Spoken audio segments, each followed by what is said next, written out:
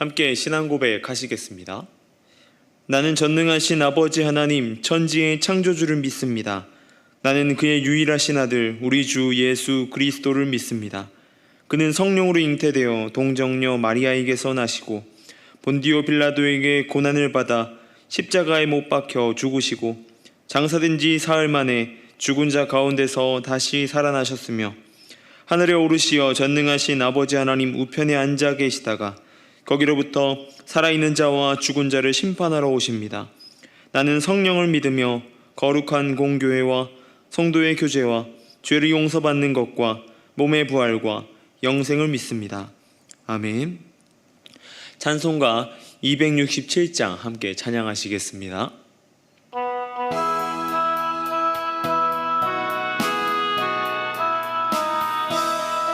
주의 확실한 약속의 말씀 듣고 주만 믿으며 구원을 얻으리라.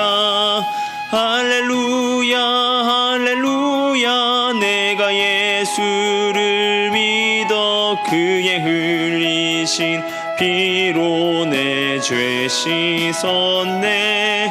할렐루야 할렐루야 내가 예수를 믿어 그의 흘리신 피로 내 죄 씻었네. 나의 갈 길이 험하고 위험하나 항상 예수의 도우심 믿고 가네.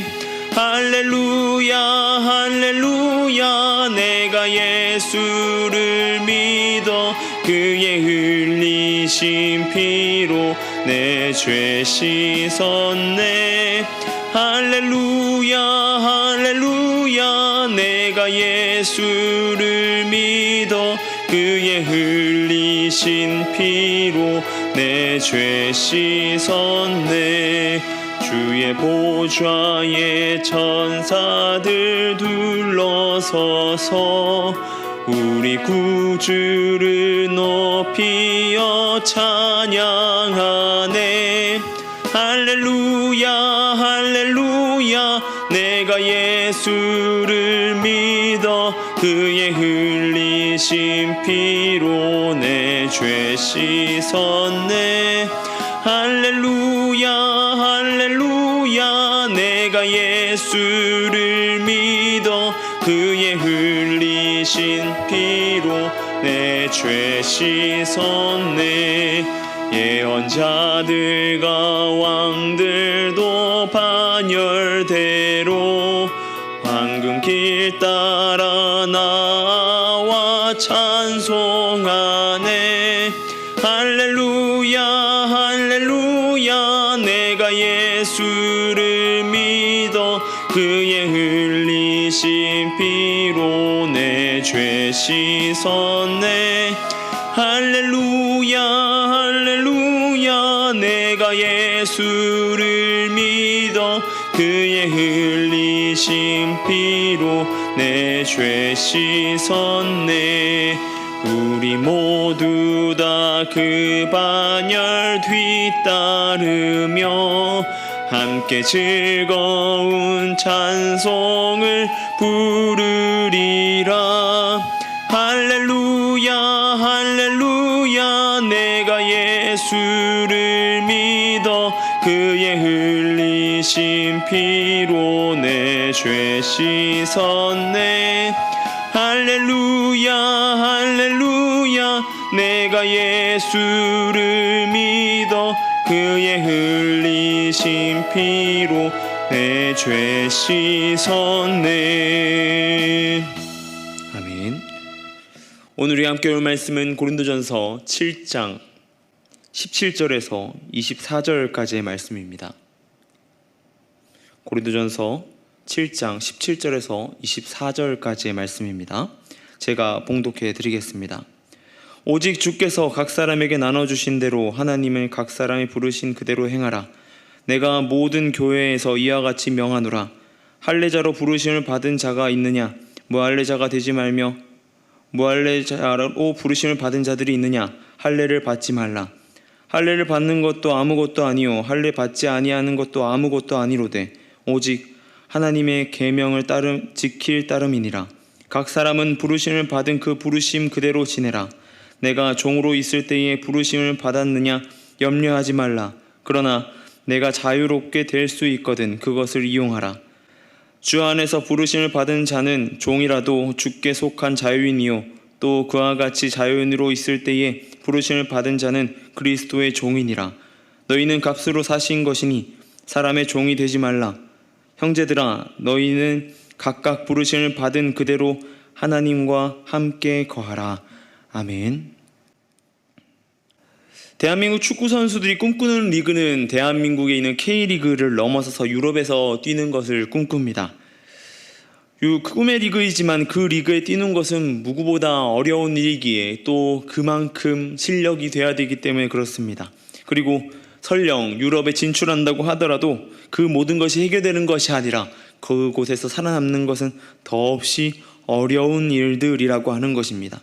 이게 실력적으로도 어려운 부분입니다. 그러나 그보다 더 어려운 것은 그들이 자리 잡기 위한 그 자리 가운데서 발생하는 차별의 문제라고 하는 것입니다. 현대사회에 많은 차별이 사라졌다고 하지만 여전히 아프리카와 아시아 출신 선수들에 대한 차별은 유럽에 여전히 존재하고 있다고 하는 것이죠. 최근에 울버햄튼이라는 팀에서 뛰고 있는 황희찬 선수가 경기 중에 차별을 받는 일이 발생하였습니다.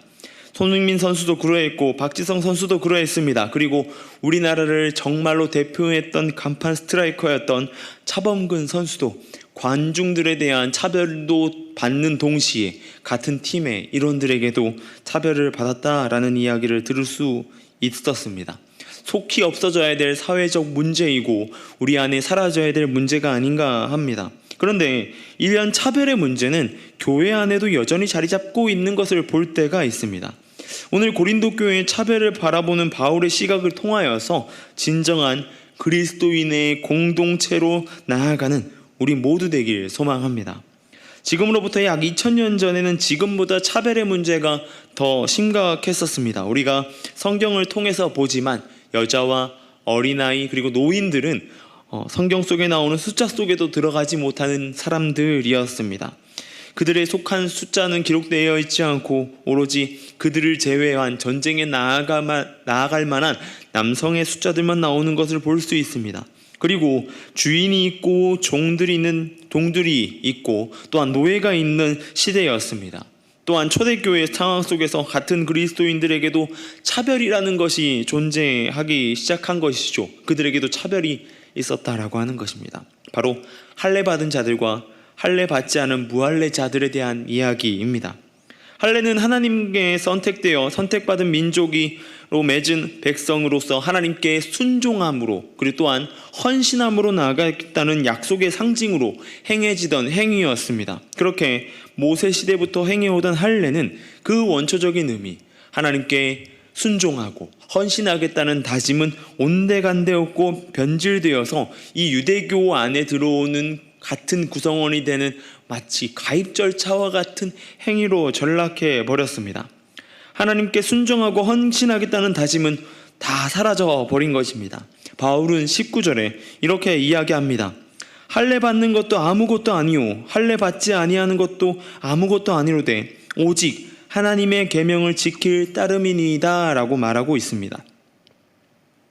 바울은 할례를 받는 것과 할례를 받지 않은 것 이 두 가지 모두 아무것도 아니다라고 말합니다. 이것은 바로 행위에 대한 이야기를 하고 있는 것입니다.